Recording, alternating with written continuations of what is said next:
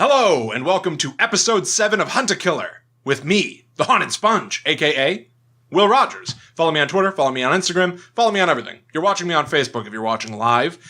Jump in the chat, send out some messages, talk to other people who are in the chat. This is a much more informal show than the shows that I do Sunday nights for Hunt-A-Killer on the actual Hunt-A-Killer page. So here, I'm much more willing to just kind of be like, hey, you know what? I want to talk to you guys in the chat. I want to see what you guys are saying, and I'm not just going to do those at, like, designated pauses. I want to see what's going on. So I'm sitting here. You can tell, like, the angles are different. I'm not trying to be in, like, a studio mode. I'm in my studio, but I'm not, like, way across the room. I can actually read the things that are on my computer right here in front of me. So jump in the chat. Let's talk, and let's try to figure out Hunt-A-Killer Box 7. So right away, you guys may have noticed I worked a little faster this time than I have in previous months. This is turning out to be a, like, barnstormer of a week for me. This may be the most shows that I've ever done in a single week. I don't know. It's kind of exciting. If you follow me on the Talk Bomb account, my production company, we did Will and Bobby Know Everything. I did a Hunt-A-Killer live stream Sunday night. We did Book Club Schmook Club, and now I'm here for you guys here. Trying to figure out what the hell is going on in Hunt-A-Killer Box 7. So, without any further ado, I'm just going to give you, I think this is the first, like, big clue right out of the gate.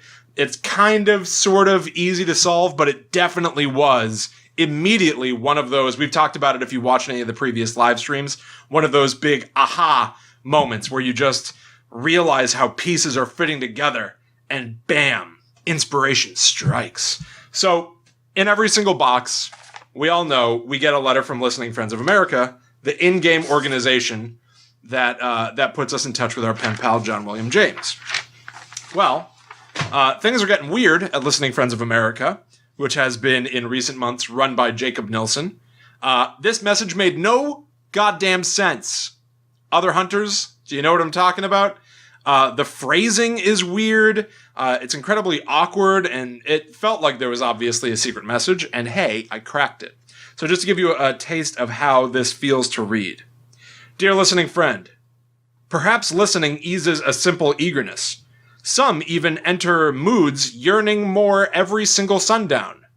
And give everything. Relax. Evenings always disappoint.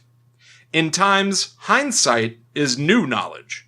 Many years later, I find, empty, isolated situations improve notably. Don't always nurture gold. Everything rusts. Deep words or weird mixed up coded message. I loved this. It was so simple, but I loved it. Charles, you think that's John William James for sure? Yo, I might be about to blow your mind, buddy. It ain't John William James. Right out the gate, hey, I'm calling it. Spoilers for Box 7, and we're starting right this second, because, take a look at this. This is the regular message in the box. And I noticed, at what point did I notice? I think I noticed from perhaps listening eases a simple eagerness, I don't know. But I realized if you go through the letter, and you pay attention to the first letter of every single word, you start to get a message. So I literally went through, and just to make it like a more visual exercise, I went through and I made every first letter red, and then I got rid of the letter. Bam. And this is the mixed up, jumbled up nonsense that it looks like, but when you read it, it ends up saying, please see my message. Read. I think my life is in danger. Madsen was a stepstone. Ergo, I could be one. And then there are a bunch of leftover letters, which I am hesitant to say are in-game important mystery code whatevers. I don't think they are. LWYFBLY. Listen well, your friend believes in you. Now, I don't think that's part of the message. Jacob Nilsson, who runs Listening Friends of America, well, in name only. He's the person who signs the letter every month. Jacob Nilsson is in danger. His life may be in danger. Madsen, George Madsen, the previous person who was running the Darlington, Maryland facility, was killed by John William James a couple of boxes ago. We found a secret message written in binary that said, "I got M." Well, bingo, bango, bongo. This confirms it. Madsen is dead, I think. Although I guess it doesn't, like, outright. I'm looking for, like, real in-your-face, it is screaming loud and clear, he is dead kind of stuff. And this doesn't quite do it, but just shy of saying he's dead. He could just be missing or being held captive. But Jacob Nilsson is worried that he might be next. He's probably been doing everything that John William James has been telling him to do, but I guess everybody has a countdown. Everybody's got an expiration date, and he's worried that his might be coming soon.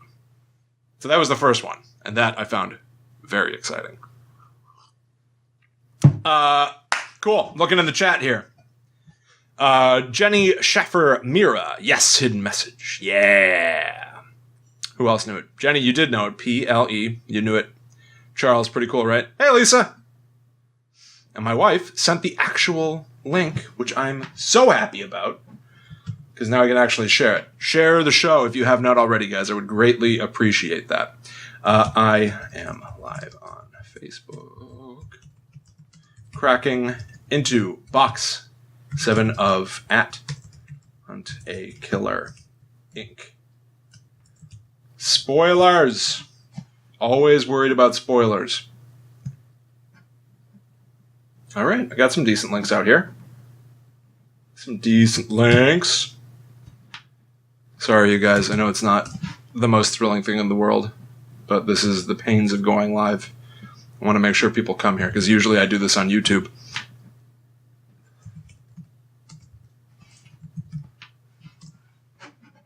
The thing is, if people look back at this video in the future, they're going to see all your comments, all of you guys in the chat, which I greatly prefer to the way things run on YouTube, where all your stuff just disappears. Okay. Bing, bang, boom. No more first clue.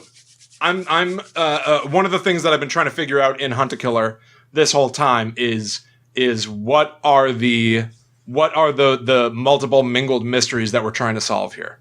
And I've said for a long time now that I think that there are multiple storylines going on. We've had the in boxes 1 through 4, we had the Lloyd McGowan mystery, where John William James essentially told us, here's a guy who was accused of this murder, find out why, find out the missing evidence that proves he did not commit the murder. And then he moved on, and we've been dealing with, for the past few boxes, Heather. Now, Heather is a serial killer who, it seems, kills people near bodies of water and removes their liver or something. Is that right? Is that right? It's hard to always remember every clue. But I'm going to say that one of the other mysteries that I have been kind of paying attention to as it goes along... Oh! Thank you, my little munchkin. We should do a Blue Apron commercial. I know, we should. Thank you. My wife just made dinner. Yeah, you can tell. We run a tight ship here. There's like every minute in my house is scheduled because we have so many projects. So I've got my dinner. Anyway, I think that there's also the story of John William James taking over the Listening Friends of America facility. And so this is furthering that story. I think, and I don't know for sure, I think that that's all we're going to get of that story in this particular box. I think that's one of the clues that's going to be a cliffhanger for box 8, which is meant to be the final box of what they're calling season 1. So I think we're going to see more of that storyline in another month from now. So instead, I believe, and you know, I've been proven wrong during my live streams many times, but I think that every other clue is going to be part of some other story. So what I want to do is I want to continue the story of Heather real quick. Now, Jenny in the chat just confirmed that, Heather, who is the serial killer, she punctures the liver and likes to dump her bodies near, bodies of water. And I think that her story only has the briefest of updates in this box. Hell, I'll just put it up on the screen. Because what we got in this box was kind of surprising. Just a little bit. Take a look at this. This is an image that was in box 7 of what appears to be a corpse. And I think, naturally, that it is the corpse of Heather. Now, I don't have much to go on, really, for why I think this. Maybe we'll come back to that. But, I mean, she's in a tub. Tub suggests water, right? I mean, that feels natural to me. We have no reason to expect that we know what Heather looks like, so I can't identify her on that level. But I don't know. I mean, I think more on this as it develops, frankly, because there's really nowhere else to go from here. There's not much Heather news in this box. It seems that we are instead digging into more of the story of John William James and who he is and where he came from and his family. Which we got a little bit of last month. Charles Goss in the chat. I think there are some John William James clues that will keep going through season 2, even in this box, that we won't answer. I completely agree. Polaroid from the 90s. Same era of the silly borders that Heather sent, maybe. Oh, because her letters had this, like, wacky, like, I don't know, hospital bulletin board flyer kind of thing. Yeah, that could be. The fact that photograph of the corpse is meant to look like a Polaroid, I cropped out that part. Yeah, you could be right about that. You could be right. It's from a while ago. Are we sure that Heather was from a while ago? Because I don't know. I mean, I guess it's not contemporary. We know that, but what era? That seems to fit. I like that. 90s. That totally works. Brendan Mira, woohoo! Just got home from work for this. Getting caught up from Jenny. Cool. Welcome. Thank you for watching. I mean, here's the other thing that was in the box that I think is really here to sort of get our brains moving in a different direction because it's so out of left field. There was this basically like a page from a magazine. And on one side, it's your California life is waiting. And then, like a flyer about, hey, come down to sunny California. Come and find it. Which, obviously, come and find it sounds very wordplay about us being detectives. Should we come and find it? Will we be going to California? This entire season has taken place in basically Maryland, with some sojourns to Ohio and stuff. There does not appear to be a date on the magazine Annabelle. And welcome, Annabelle. Hello. The other side of the magazine page, the finest way to fly. Aus. I'm guessing, I mean, I don't know. Fly with Aus and fly with freedom. With destinations from Key West to the Far East. Go wherever your heart takes you. Now, because this is double-sided, because it's meant to look like a page from a magazine, here's what I'm thinking.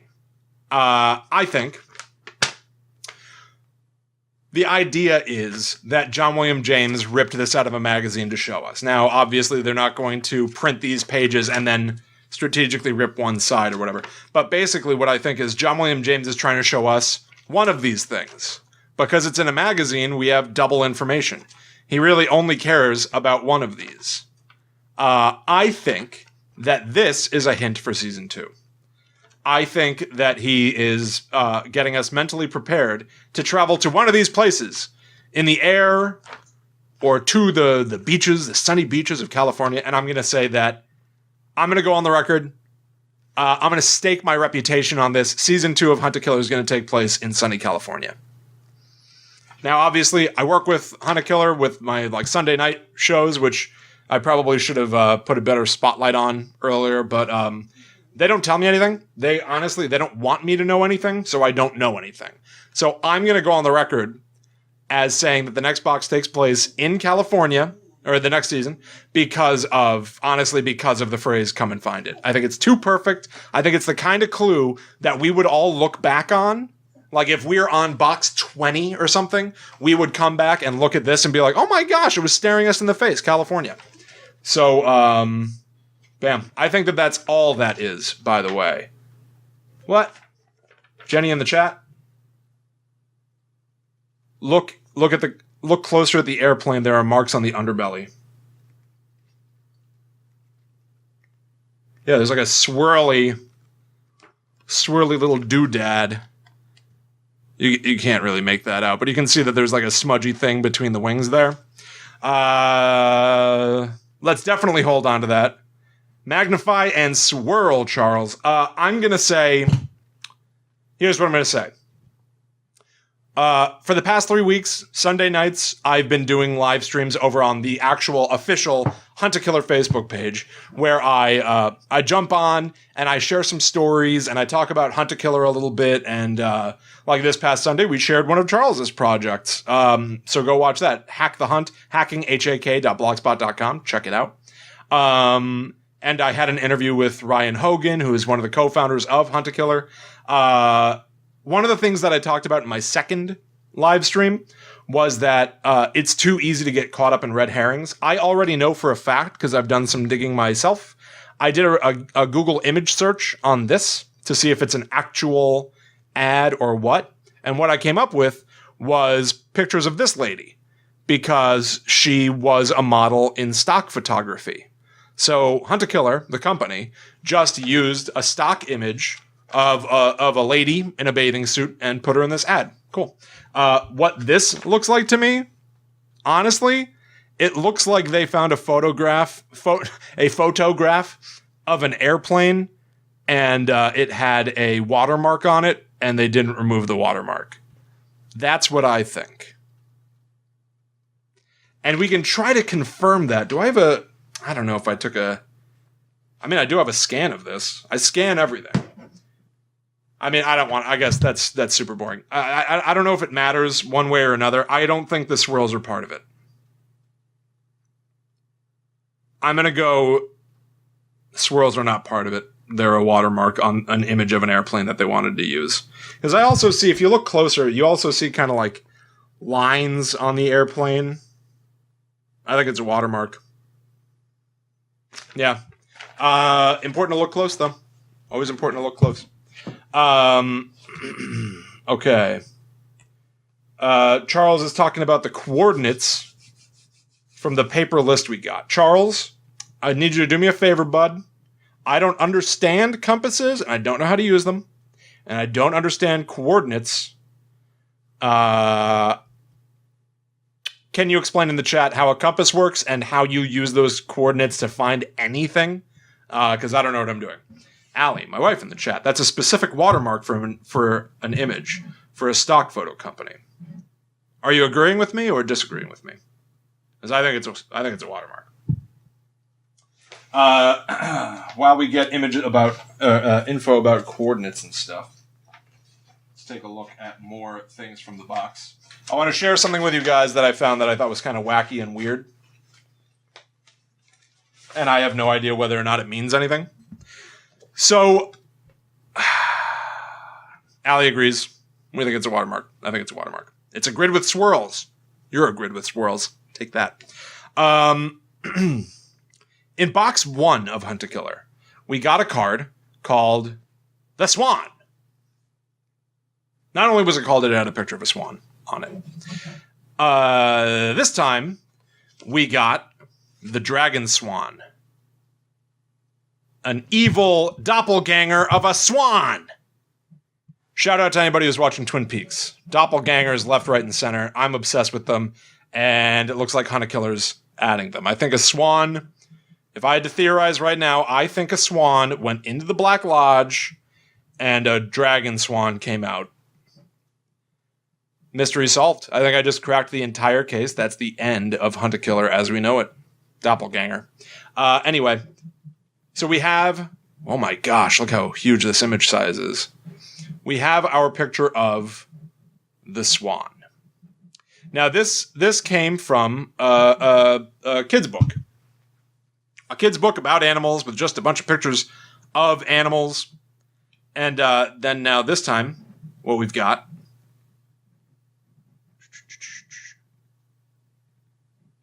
We've got this dastardly ne'er-do-well, the dragon swan. I'll put them over my shoulders like a devil and an angel, basically. So, I did a Google image search, just like I did for the ad, for the dragon swan. And I found some wacky stuff. So let's take a look at it. I went online, I searched for the dragon swan photo, and I found it. I found it in several places, but I really want to highlight two of them for you right now. The first was, and I don't think that this has anything to do with anything, I found it on this website called the Foods of England Project. Every traditional dish, every original receipt, every classic cookbook. And this is a recipe for the cockatrice. Bam! Which is a meats. It is a meats. And it's historic. Here's the image. It's the same image as what we got in our box. The cockatrice, or cockagrease, or colcantrice, is an entirely mythical beast said to be like a bird's body with a serpent's tail and able to kill just by looking. Sounds like a basilisk. Hashtag Harry Potter and the Chamber of Secrets. This did not prevent medieval kitchens from cooking them. By sewing together the front end of the fowl... What? By sewing together the front end of a fowl with the back end of a pig. More on pigs later. We have a super sassy new picture of the cockatrice. Looks like a cool tattoo idea. Just throwing it out there. Source unknown on that. And here's the recipe. Allow me to regale you with the recipe. Cockatrice!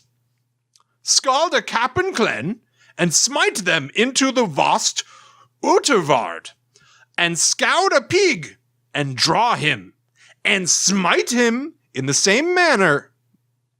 And then sew the forther part of the capon and the hinder part of the pig togethers. Wow, this is literally the word together. Togethers, and with the forter part of the pig and the hinder part of the capon, draw the yoki. Okay, it's over. Here's the other place that I found it, and I think this has a little more to offer. Demonology and Devil Lore. This is a book written by Moncur Daniel Conway in 1879. And we're going to read this book. Now, what I did was, so I had done the image search. It took me right here to this page. All I did a simple find in page text search. And we're going to look for the word swan. Now, I already happen to know that it's somewhere around the 30th usage of the word swan. So here we go. And there it is again. The dragon swan. Weird, evil swan thing. I don't really understand. Honestly, this text that surrounds this image of the dragon swan, it doesn't really pertain to the image. It doesn't really explain anything. It's kind of just explaining where the concept of a dragon came from. It's sort of the lore, the background of this particular kind of monster. And then here's the best I can say for there being relevant text. As to external form, the various shapes of the more primitive dragons have been largely determined by the mythology currents amid which they have fallen, though their original basis in nature may generally be traced. In the far north, where the legends of swan maidens, pigeon maidens, and vampires, it's like the cool sassy spelling with a Y, were paramount in the Middle Ages, we find the bird-shaped dragon very common. Sometimes the serpent characteristics are pronounced, as in this ancient French swan dragon. But again, and especially in regions where serpents are rare and comparatively innocuous, the serpent tail is often conventionalized away. So, and then they just move on. They're not talking about the dragon swan anymore. So I don't know. This is a long way of saying I don't understand the relevance, unless it's really meant to be a corruption of the idea of a swan as being an innocent, sort of pure creature. Now we have a dragon swan. I mean, I was joking about doppelgangers before, but I really kind of think that this is meant to be sort of Jekyll Hyde point counterpoint concept here. The dragon swan is an evil version of the swan. Well, who's the swan? I mean, kind of have an answer. I think the swan, as of right now, I think that the swan is John William James's mother, a representation of her, and I think that the dragon swan is John William James himself, or possibly his father. Maybe it's his father. As I'm saying it, it kind of makes sense. But before we get to that, let's do some chat. Jenny Shaffer-Mira also saw this on another site. French swan dragon was a common chimera in the Middle Ages. The chimera was, according to Greek mythology, a monstrous, fire-breathing hybrid creature of Lycia in Asia Minor, composed of the parts of more than one animal. Seeing one was an omen of disaster. Greek mythology again. Well, that is a perfect fit. That's a great fit. And I will say that I love that as part of the penultimate box of a season. Because now that we've seen a dragon swan, I guess we're supposed to expect a disaster coming next time. And it is the season finale, so maybe a disaster is appropriate. That's pretty cool. That's an awesome find. All right, let's move on to John William James's mother. I'm going to try to move faster here, too, because there's so much to get through in this box. So we got... let me get rid of these swans for a second. If you guys don't mind, I'm sorry. I was sick of the swans. Anyway, we got this file. Just like a regular Pendaflex file.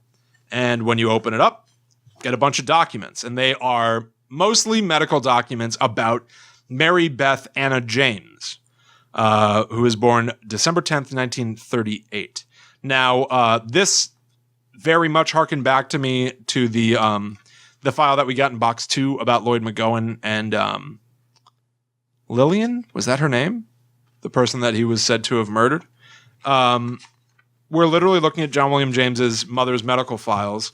We have here a list of times that John William James's mother had meetings with her doctor. We have notes on what transpired, different medications that the doctor gave her after their meetings. We have an X-ray of her shoulder. In the previous page that lists out her visits with her doctor, it states at one point that she fell down the stairs, and at another point says, she dislocated her shoulder. And what we're about to get into with John William James is the fact that his father was abusive and used to beat his mother. So these are effectively documents that suggest that John William James's mother was trying to cover up the abuse that she was suffering at the hands of her husband. And then we have some notes about things that John William James's mother said. Note, in September 1968, Mrs. James saw Dr. Shepard outside Columbus for a consultation about her nervous disorders. Mrs. James refused any communication with regards to that visit. She was trying to suggest to the doctor that she needed help, and I think that she was afraid of going down that route because it's risky. Right? She lives with somebody who's abusive, so she was afraid of telling someone, which unfortunately is something that happens. We have letters from her to the doctor where she says things that actually suggest some events that John William James witnessed himself. I do hope you are well. I'm writing to you because it is easier than a phone call. My husband does not check the mail each day. I do. She's trying to keep, messages hidden from him. She doesn't want him to know what she's up to. I've been very out of sorts lately, more than usual. Today it struck me very suddenly and quite painfully that I am melancholy. She's taken to drinking. Her son caught her last night. I had to tell him that sometimes life is difficult. Too difficult for us to handle ourselves, and that is why we might sometimes need a little help now and again from friends and family. Which I wonder if that could be part of John William James's obsession with having a friend. He understood. His eyes were full of sympathy. He asked if he could save me, the dear. I told him I'm quite all right, but if I ever need a savior, I will let him know. In another letter. I do appreciate everything you've been doing to help me, but I cannot shake this feeling that something deeper is going on than what your pills can handle. She says something about she wants to set up an appointment with with the doctor during the day, because he's going to be out of town, or he's going to be in town. He won't be around to know about her having the meeting. Please let me know what you can do to set up an appointment for me. I don't think I need to tell you to keep this secret from my husband. He gets so jealous of new men, I can't even talk about the sheriff's deputy came by asking about a missing pig. A lot of weird pig imagery throughout Hunt a Killer. It's like a recurring motif. It obviously means something. We're going to have more in a minute, but that is a sad look into the life of John William James's mother, who up until this point, we only knew her as references in some of his letters, and we only knew his perspective on her. We're actually getting words out of her mouth, not literally, about how she felt about her situation. And it's, I mean, like, mystery games are about hard subjects, and that is a very hard subject, but it's interesting. It's interesting. It suggests a lot about John William James. All right, let's take a look at the chat here. Woo! Dr. Shepard. I love this real-life murder mystery tie-in. What's that mean? Is Dr. Shepard a character from something? Charles, try to figure out if the allergies were relevant to anything boxes 1 through 7, or if it's just game filler, or if it'll help later.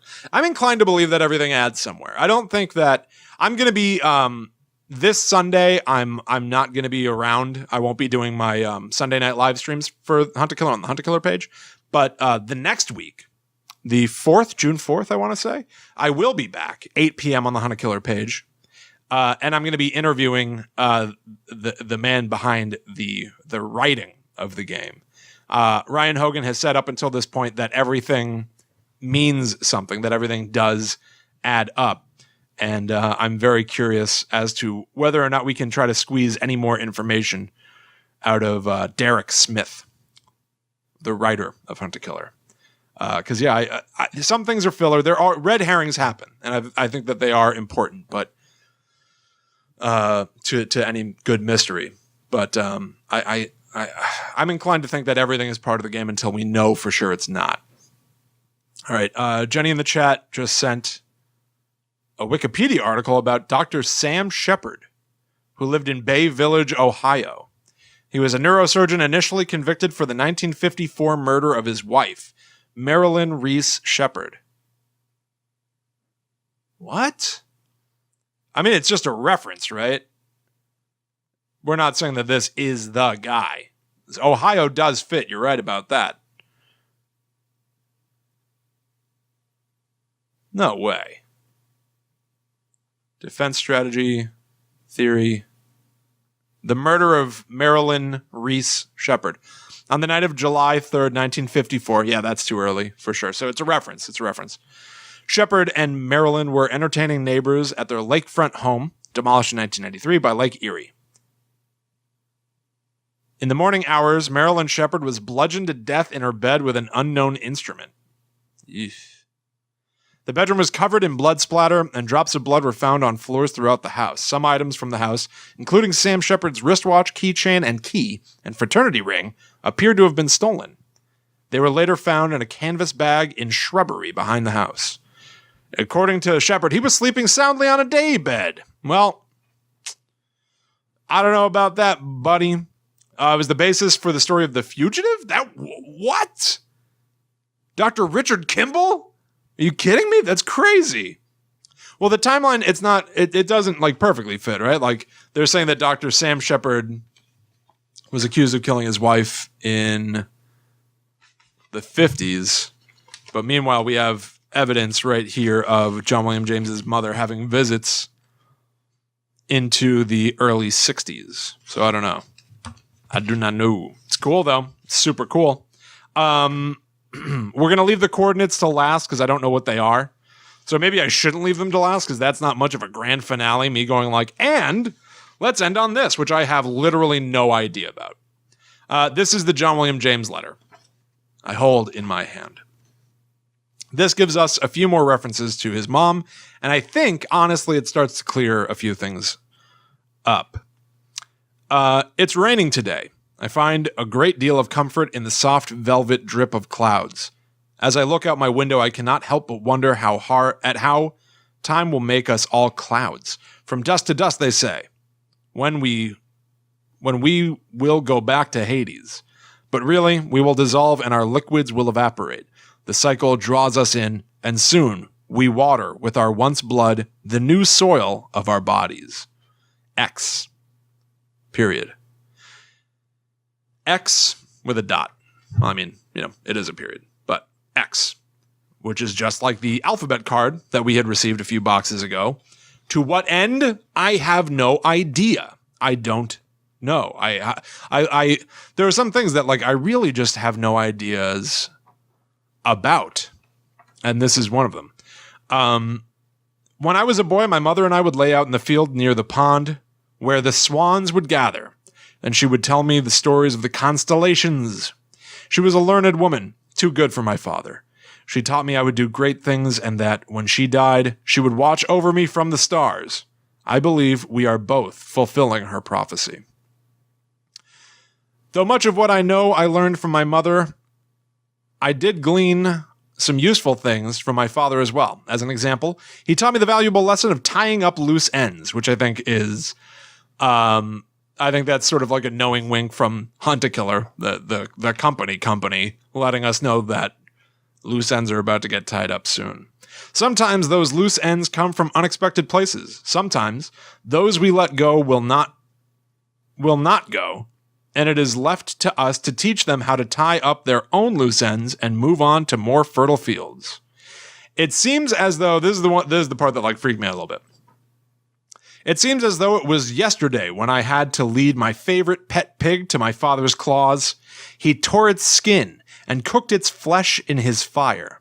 We were hungry. We needed our supper. I was pained to see it die, but I knew 'twas better it than I.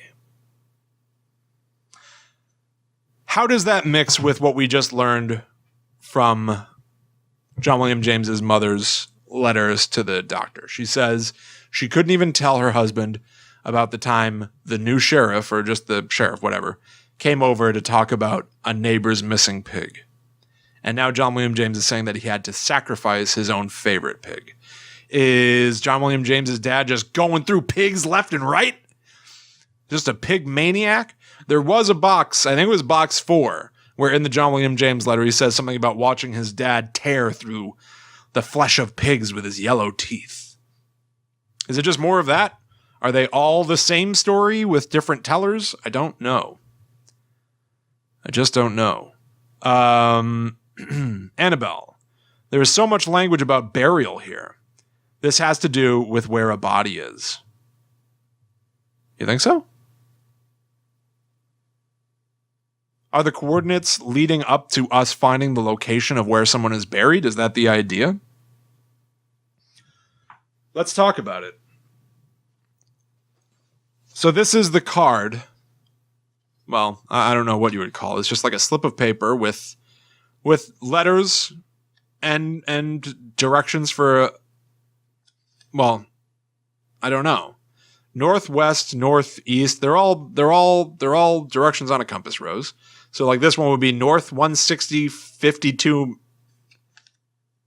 millimeters. I don't understand. I'm going to go back to scroll back here to Charles's explanation about how the coordinate thing works.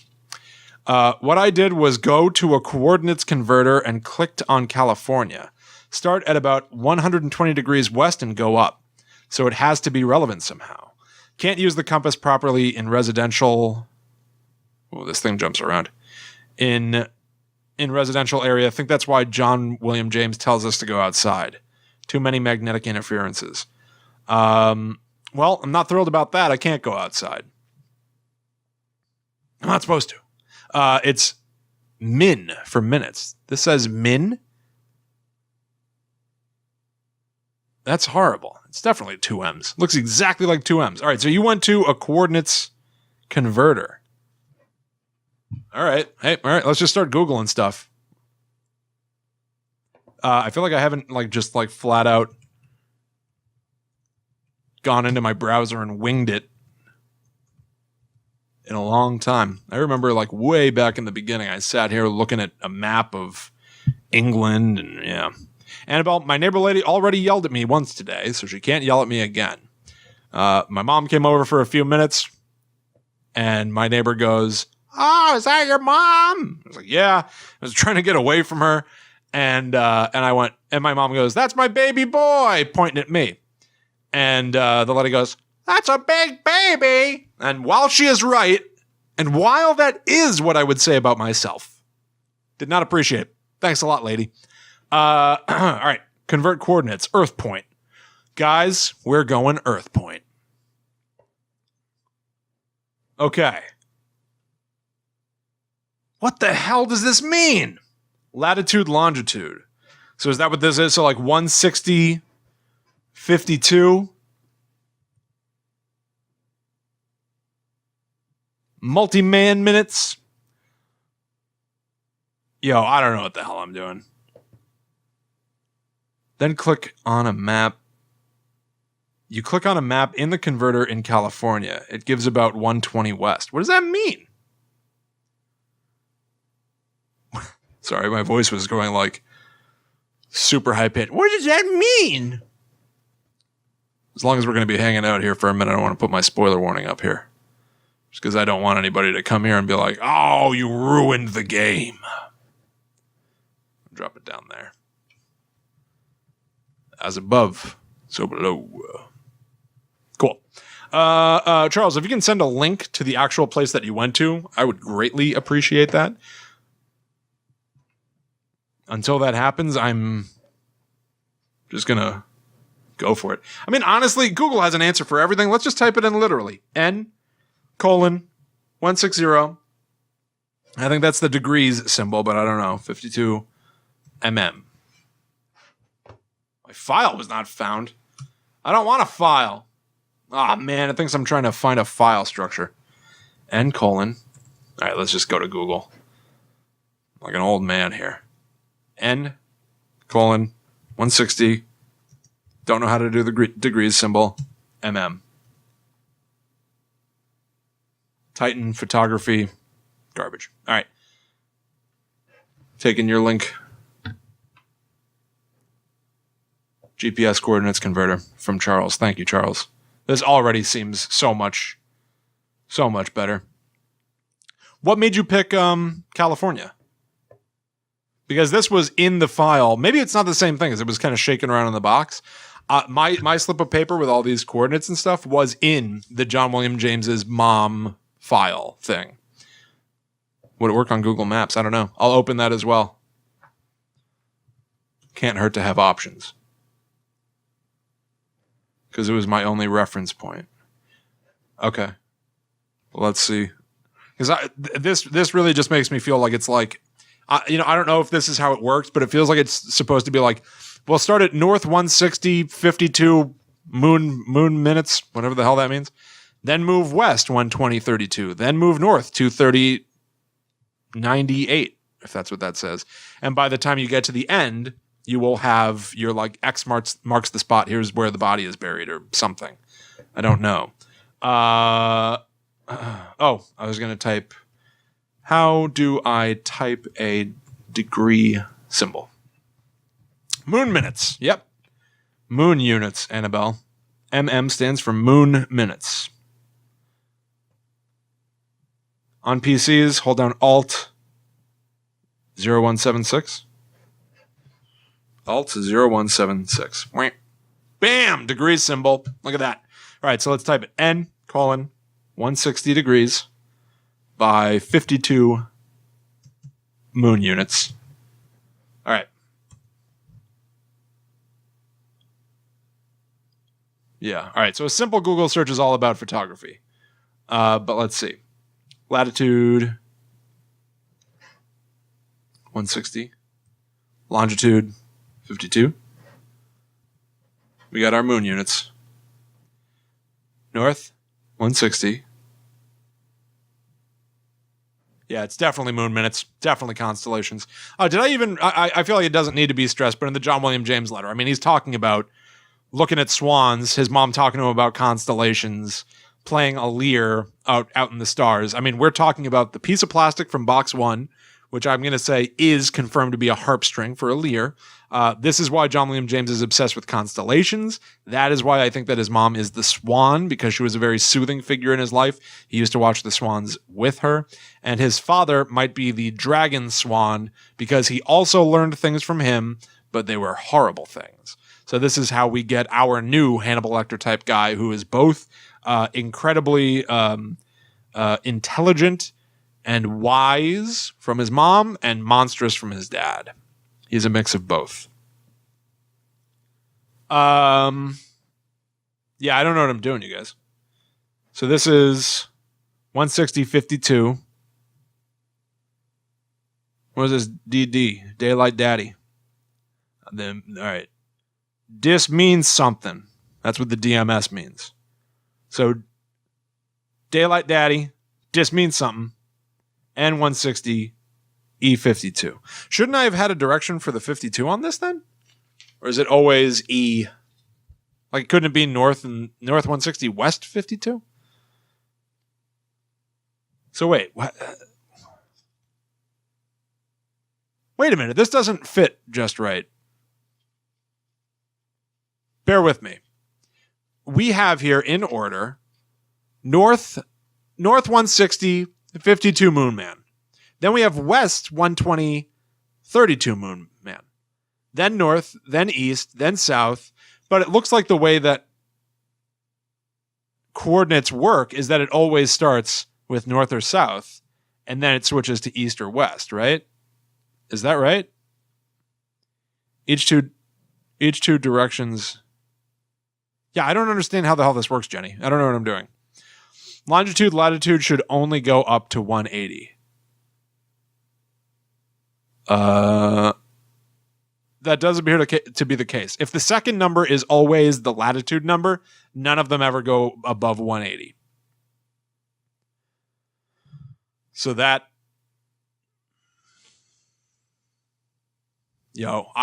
This is where it's like, I was a Boy Scout for one day. They tried to make me wear those little shorts, and I was not happy about it. And I quit. Long time quitter. One of the best things I know how to do is quit. Man, how to use coordinates? Is this like a geocaching kind of puzzle? Open Google Maps. In the search box of the type your coordinates. Here are examples of formats that work. Degrees, minutes, and seconds. Oh, so DMS doesn't mean dis means something. It means degrees, minutes, and seconds. 41, 24, 12.2. North. So coordinates are far more complicated than what we have on this slip of paper. Right? Like, north 160, 52 Moon Man is not enough. It would have to be like a whole lot more than that. Guys, this is where I just fail. This is where I just flat out fail because I don't know how to do this. Does anyone have an answer? This is where it's like, you know what? It's fun for me. I try to sit here and figure things out without help because I like that. But honestly, we're part of a community. Can we just use the community here? Brendan Muir in the chat. This might only be minutes/seconds and no degrees, which may make sense. Maybe. Are they coordinates on a star map? We're going to the stars. I mean, maybe. I have no idea. I don't know. I don't know how to do it on a regular map. I definitely don't know how to do it on a star map. Star man. Coordinates have to have seconds, Charles? So then, yeah, we really don't have enough. So is what we're supposed to notice about this, is it that we don't have enough? Are we supposed to... Did we accidentally oversimplify this and look at it by what it most logically has to be when really there's a secret alternate explanation? I like secret alternate explanations, and it might be easier to figure out than how to use coordinates. Is there a start point we're given somewhere else? Not from what I could tell. This was just in the John William James's mother's file with no hint of how to use it. I mean, we know that they're obsessed with constellations, right? But I just don't know how to do it. Maybe a code. Yeah, see, I'm all over the place on this. I'm all over the place. It definitely has a degrees symbol, though, which is ultra specific. How do I get to the forum? Let's just go to the forum, you guys. Let's go exploring and see if people had figured this out previously. I don't want the reason why I don't usually like to go hunting for clues. I'm chill talking to you guys and figuring it out.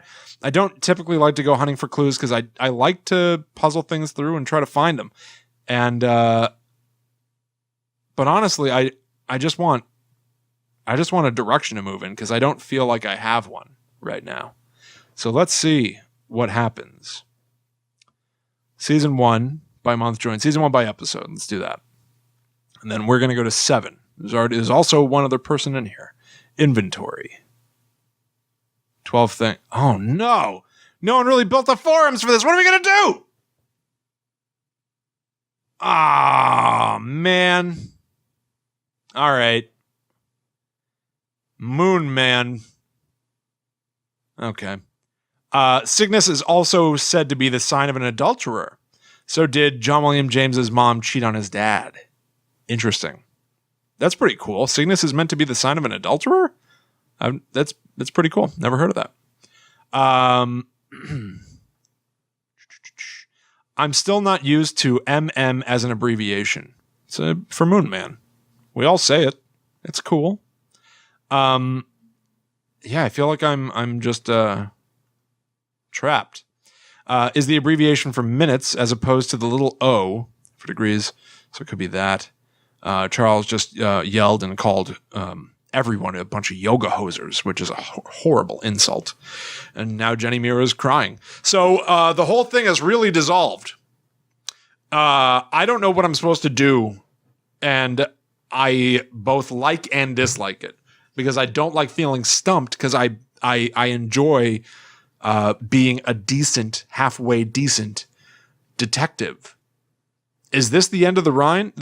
We have broken down as a unit. We really have. I'm just like screaming into the ether.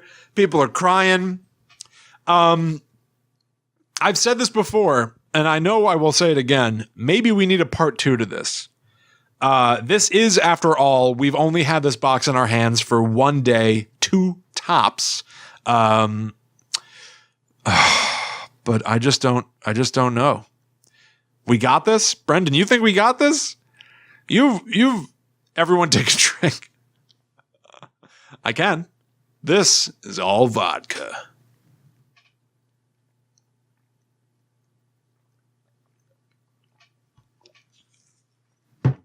My brain's on fire.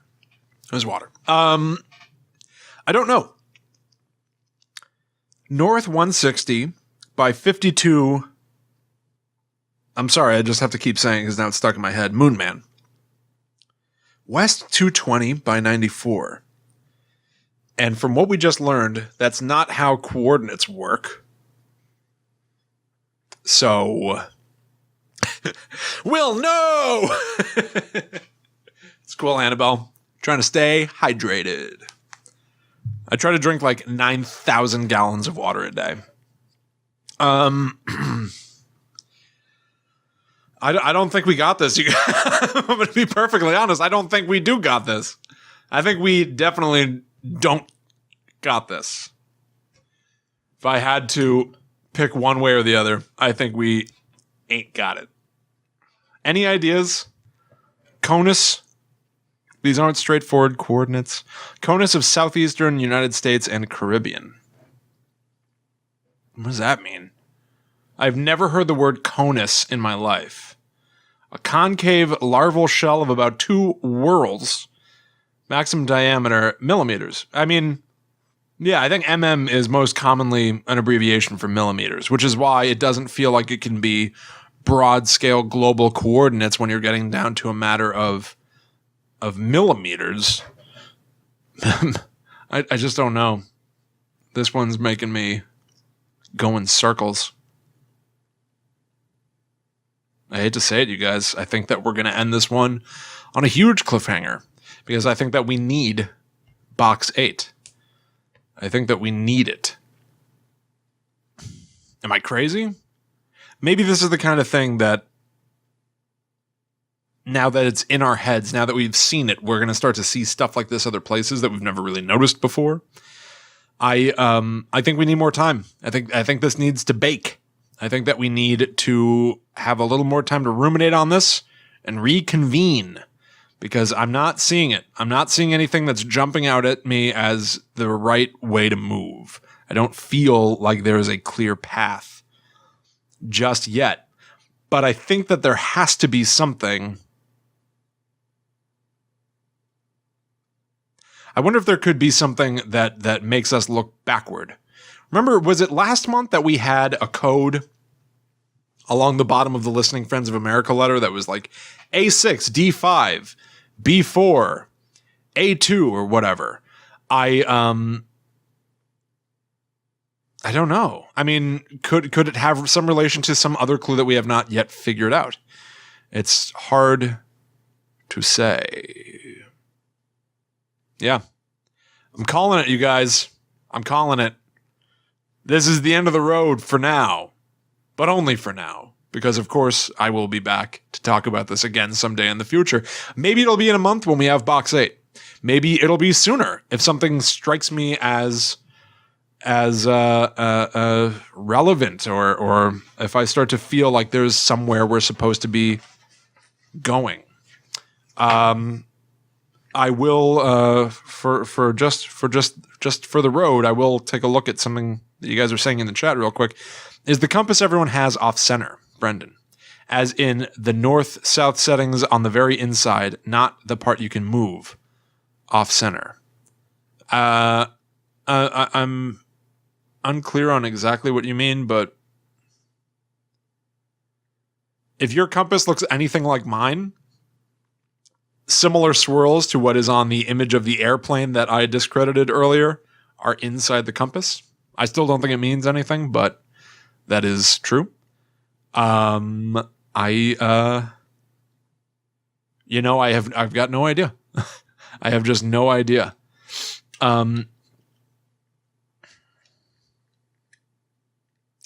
If I think you need to take a few days to figure things out and then put up a YouTube video. I agree. It's off because of interference from electronics, says Charles. Box 1 had the horizon of London coordinates on it. Brendan says that can be a clue for magnetic declination, which can place you on the Earth. I am placed on the Earth. If N isn't at the top, it is to the right a bit. I guess. I don't know. I don't know. I think that we need to do more digging. I think we need to do more soul searching and theorizing about the clues that we have at our disposal, because I don't think that we have a good answer just yet for coordinates, for partial coordinates. So I'm definitely going to continue thinking about it. You guys keep thinking about it. If you come up with anything, send it my way, either on my Facebook page, on Twitter, on Instagram, whatever you got to do. Because I would love to get to the bottom of this. And right now, I feel like we are still somewhere around the middle. We're not at the bottom, somewhere around the middle. But this whole thing is going to wrap up next month. And I hear that it does actually tie things together. That's the scuttlebutt around the internet. Annabelle says, don't tell us what to do. Hey, I'm the boss. I'm sorry, that was a joke. You guys are, of course, the bosses, and I apologize for ever telling you what to do. But thank you guys so much for hanging out with me. I greatly appreciate it. And I will see you again in a future video, whether that's on next Sunday's 8 p.m. live stream on the Haunted Killer page, where I'm going to be doing episode 4 of The Haunted Hunt, where I will be interviewing the writer of Haunted Killer, and maybe I can give him some trouble for some of the things that have been stumping us up until this point. Maybe I'll see you on one of my podcasts. How about Book Club Schmook Club, which comes out at midnight, which, if you're watching this live, is in exactly 2 hours. Book Club Schmook Club, iTunes, Stitcher, wherever you got to go to get it. We're talking about whatever we want this week. Next week, we're going to be reviewing a book again, and it's going to be about Jack the Ripper. So be there. Do that. I'll see you guys there. I also released Will and Bobby Know Everything, a podcast of mine that I've been doing for over 5 years this past Tuesday. So that's available, iTunes, Stitcher, everywhere. Of course, everything that I do is available on talkbomb.com. Everything. So if you enjoyed this, you might enjoy some of that other stuff. So go check it out. I love Facebook Live. I see all these thumbs ups, all these hearts, all these faces. I'm so excited about it. Thank you guys so much for all of your support. I greatly appreciate it. Yes, Charles, Patricia Cornwell's new book about Jack the Ripper. We're doing it next week. So I'll see you guys in the future. But until then, allow me to become the past and keep hunting. Keep the dream alive. And for the love of God, let me know if you figure out anything about this. Goodbye, everybody.